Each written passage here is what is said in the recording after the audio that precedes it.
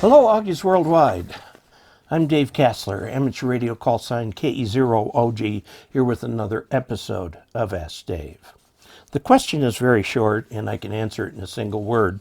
The question comes from Brent Safroniak.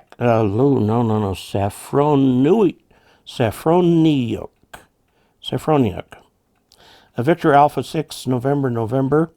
I apologize for that name. That's pretty bad. People don't like their names being mispronounced. Mine is Kassler. I've heard Kassler, Kasler, all kinds of things. It is, I guess, I don't know. It's widely mispronounced. If I had a nickel for every time somebody mispronounced my name, I'd be a rich man. His question is very simple. Do you still like your BigIR vertical over your Butternut? The answer is yes. Okay, let's talk a little bit about different types of vertical antennas.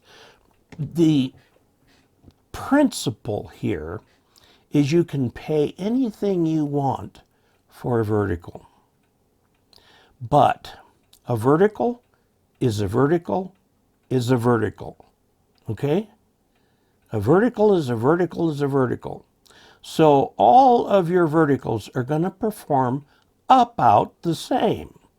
Now, you might get plus or minus 3 dB or something like that if one is beautifully installed versus one that's not beautifully installed.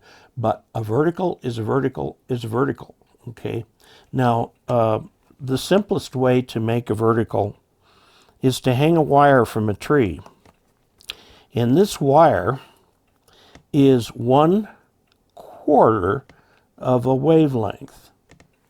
Okay, so for 40 meters, that would be 10 meters approximately. Okay, or 33 feet. So if you've got a tree up here and you put a, bungee cord or something up here to keep it from snapping in the wind, bring this down to the ground, put an insulator on it, put a ground rod in here, okay, and then spread radials out on the ground like this, okay, and you attach the center of the coax to the vertical part, and you attach the braid to the radials, and you make sure that there's an insulator in there. And holding that up in a tall tree is the easiest way to do it, because then you can use wire. So you can get a a spool of house wire. You can get, just the single wire THHN, which means it'll have insulation on it, okay, which is nice. And I find the stranded wire a lot easier to deal with, okay? And these radials do not have to be any particular length. It is actually better for a given length of wire, given L, to have more shorter instead of fewer longer. I'd say 25 feet-ish. Now, this will make a very nice vertical antenna. It's only 40 meters, notice that. Okay. Now, if you follow the philosophy of the DX Commander antenna, you can put a spacer here and hold out. This is easy if you've got a plastic mast, and hold out a 20-meter element. This is your 40-meter element, and so on down here, and build a fan vertical. All this can be done homemade out of that same roll, a spool,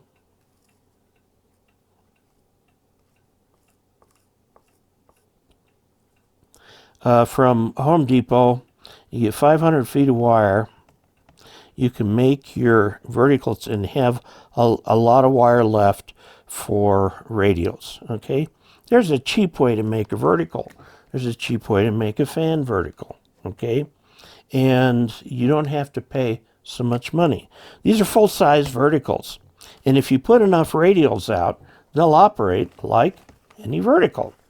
The nice thing about the vertical, okay, is that the horizontal pattern is fairly low. It's a bit of an exaggeration, but they're fairly low, okay? And you don't have problems with double lobing like you have when you put things high in the air, because each antenna starts on the ground. Now, let me tell you a secret. Here's your antenna. Here's your 20-meter element, your 15-meter element, your 12-meter element. Now, your 12-meter element is 1/4 wavelength. What happens if you add another dipole on top of this, which is 1/2 lambda on top of this, for a total of 3/4 lambda? Okay, you've got your quarter, and this is the end of the antenna, so it's high voltage. Okay, that will feed into a half-wave dipole stuck on top of it, feed it nicely. You get a 3/4 wave antenna. And what that does to the pattern, instead of this, it does this. Okay, narrower, closer to the ground, better for DX. You could do that if you want. Okay, now let's talk about commercial antennas. Commercial antennas come in two flavors. There are the kinds that are just like I drew here, except they've got traps for sectioning out the parts to go with the different bands. My very first antenna was a 14 AVQ, and it did that. It had trap. It was a trapped antenna. A lot of people don't like traps these days because they are often seen as gobbling up your power. I don't know that that's true, but they're seen that way. Now, you can also get them with weird things like the Butternut. Here's the Butternut antenna, and it comes up all the way to here, and it has various, here's quarter wave sections that will stop the antenna's use it here and here, so you can use that for 10, 15, and so on. It has some stubs and tuning coils and some capacitors on it and so on, so that it will operate on 40, 30, 20, 17, although poorly, 15, and 10. Now, it will also operate on 80, but only about a 25 kilohertz segment. So it's very high Q for 80. Okay, and there is a little coil down here for 80. All right? Now, that's an expensive way of building an antenna. There are no traps. These are quarter wave transmission lines, and if this is 0, this must be the high voltage point here, and it'll shut that down right there. And so that shortens it for those ends. And then there's a bunch of coils on here. The 30-meter coil hangs off the 40-meter coil. I think it's up here, actually. And the problem is that the 30 and the 40, the tuning of the two, is tied like in a Gordian knot. It's just very difficult to deal with. The only way I got it tuned the last time I put it up was to have my wife sit in the shack with the antenna analyzer while I went back and forth and back and forth, back and forth and back and forth to get a reasonable tune out of these things. The antenna actually is optimum at 20 meters. And these others right here, they have to electrically shorten the antenna in order for it to work. That's a complex antenna, and it is not cheap. And let's just look up the price for it, okay? The antenna is, we'll go to DX Engineering since Butternut no longer exists. DX Engineering bought all their stuff. So we'll go here for Butternut. And the HF9V, are you ready for this? $750. And that just gives you the antenna. That doesn't give you wire for the radials, because this thing needs as many radials as you can give it. I think I had 30 when I put the thing out there.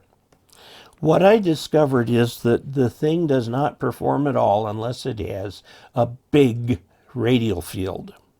Now, the radials are all different lengths because they were put in at different times and so on. I used the DX Engineering radial mounting plate to hook them together. And did it work? Yes, it worked. It worked very well. But now the problem was, I've had it for so long, over, I think, close to 25 years. Okay. And it works. But it doesn't work any better than that vertical antenna I showed you could make yourself if you're going to hang it from a tall tree. Doesn't work any better. A vertical is a vertical is a vertical. Okay? Now, that's a very expensive way of doing it. Now, and that worked. By the way, when it did work, it was a very good antenna. I was able to use it for a lot of DX. It'll take full legal power and so on. Now, what was the problem with the antenna? The problem with the antenna that I ran into, besides the fact that it needed a lot of radials, I used insulated radials. My first radials were buried bare radials, and the antenna did not work well with them at all. All I can say about that antenna is it was well grounded, but it needs to work against a radial field, and it can't find the radial field if it's very much underground by more than an inch or two, and this was about 6 inches deep. So it was well grounded, still well grounded, but it was actual radials laid on the ground that did the job for me. Okay, now you can go down to Home Depot and get some staples that are about this size. They're called garden staples.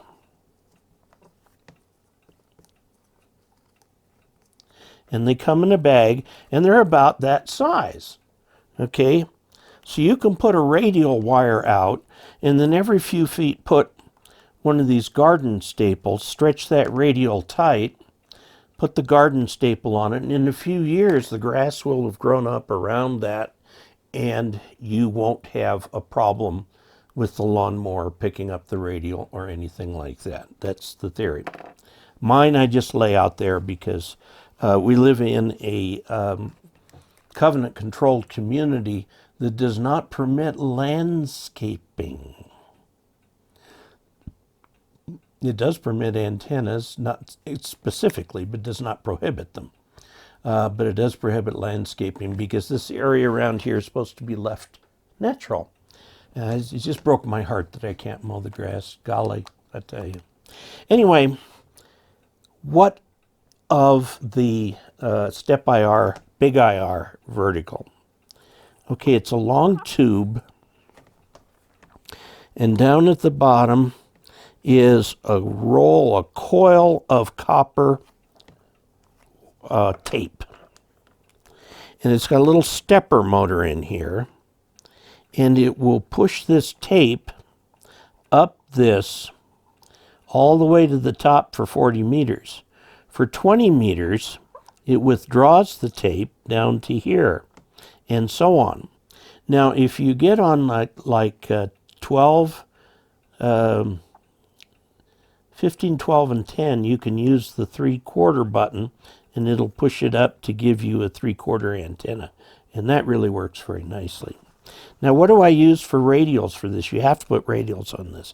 It comes with a radial kit with 16 radials. I just added those to the radials that I already have. Okay, so it's got all the original radials plus 16 additional radials, okay, out there. How well does the antenna work? It works extremely well. I haven't had any trouble with it. One of the nice things is that they claim is that you can get it just exactly right for any frequency. So you don't need an antenna tuner. Well, now there's a problem with their assertion of that, because here's the antenna.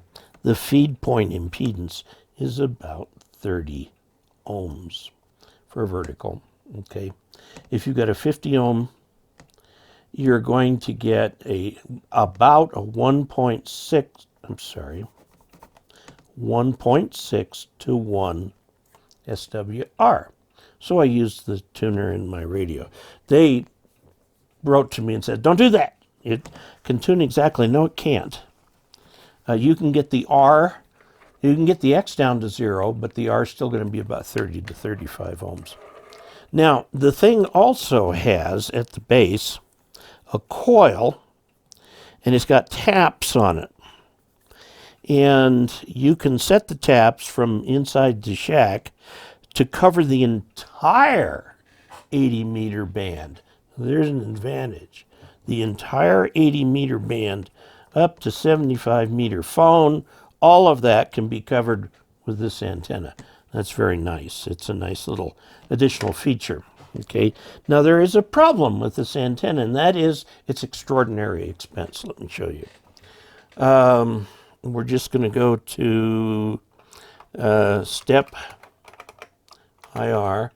and I'm not sure. Okay, SteppIR.com. Okay, we're going to go to amateur radio, and we're going to go to home. We'll have to just keep going down here. We want a vertical antenna. There's 3 of them they have. The BigIR is the one that I have. And you have to select the controller for the package. You can add a cabling there's cabling that goes between this remote control and the base of the antenna. You can add a radial kit, you can add a choke if you want, 4 conductor cables, so on and so forth. And let me just pick some common options for that. Controller type, there's 2 types. There's an optimizer IR, which is exotic, okay, or you can do the SDA 100 like I have. You're going to have to add some cable for this. Let's say yes, and we want the 80-meter coil, and just for fun, let's pick a 40-meter to 6-meter radial kit. Quantity radial kits, 1 at a choke. I don't have that. 4 conductor control cable. I have about 100 feet of that. Okay. And another one for the loading coil. And a voltage suppressor, which is kind of like a lightning arrestor. They gave me one of those. What am I up to here? $2,820. 2820.00. Okay. It's exotic. It's expensive. It's horribly expensive. Now, I will tell you, I got a deal from them. They dropped that down to just, quote, 1,000, only 1,000. I could get a very nice vertical antenna for 1,000. But they dropped it down to 1,000 so that I could review it. And I'll review it and tell you it's a fabulous antenna. It works every time. It's well protected from the elements. I have not had any trouble with that tape. I can operate on 80 meters. I can do all kinds of things with this antenna. But $2,800, good grief. You can buy a whale of a nice radio for that amount of money. And do you want to know the bottom line? It's just a vertical. Okay? It's not going to perform any better than that vertical that I showed you at the beginning, how to make it work. Okay? It's just a vertical. Now, the other kind of verticals are actually half-wave dipoles. Electrically, that means they're electrically shortened with loading of different types, all kinds of weird capacitive arrangements out here and so on. And you don't need radials. In fact, they want you to have this thing about 10 feet off the ground. Okay, there are some little counterpoises down here because you've got essentially the equivalent of about a 49-to-1 Fallon at the bottom of it. It's an end-fed antenna. Okay, and you can now have these up high, whereas the ones with dipoles, if you have them high, you have to put 2 tuned radials for every band that are 1/4 wavelength for that band, 2 of them, and then 2 of them for the next band, and so on. That's how I did my 14 AVQ. Okay, so this is the other kind. Let's look up a common one of these. It's the AV640. It's just 4310. AV640. And I think it's at Cushcraft. They've got them in stock at DX Engineering for only $660. $660. But now here is the advantage. You don't need radials. Can you put them in? Yeah, but not really going to do that much for you. So this antenna can fit in a very small space. The vertical antenna. Now note this comes as a kit and it will cost you a day or 2 days or 3 days to put the thing together. Now I'm going to repeat my standard safety instructions on antennas. 1, don't do antenna work alone. 2, don't do it near power lines. 3, long things, as you saw recently in a video when we put the cobweb up, long things are unwieldy. This may be only 25 pounds up here on top of a 20-foot stick, and you're trying to hold it here. Let me tell you, the strongest man alive can't do it because of this 20-foot lever arm. Okay? You get momentum. You've got to keep that thing vertical or have other people around you to help you with ropes and wires and so on. And then lastly, besides getting somebody to help with the antenna, there's one final position, and that is safety observer. Have someone with a cell phone whose only job it is to call 911 in the event of a mishap. If that person has some other responsibility in addition to that, then they may find themselves in a position where they have to drop something in order to get their phone. So get your wife, get your teenage kid, get somebody who's responsible to be there with that safety observer job. If that antenna falls into a power line, seconds can count, okay? So there's just a lot that goes with that. Be careful. Remember, the first rule of antennas is that everything affects everything, and putting up that antenna can affect you too, okay? So there you have it. A little bit about different kinds of antennas. Yes, I do like my antenna. It's Keeper. It is my standard antenna for comparisons, okay? Because yes, it is just a vertical, but it's a very fine vertical made properly, and it gets the most oomph out of a vertical that you can get. Now, any of these other verticals can give you the same thing. If you've got radials, you've got it connected right, you know, and so on and so forth. Okay? So there you have it. If you would like to support this channel, you can. dcasler.com/support. If you'd like to enter the giveaway, you can. dcasler.com/giveaway. Please subscribe, please like, and until we next meet, 73.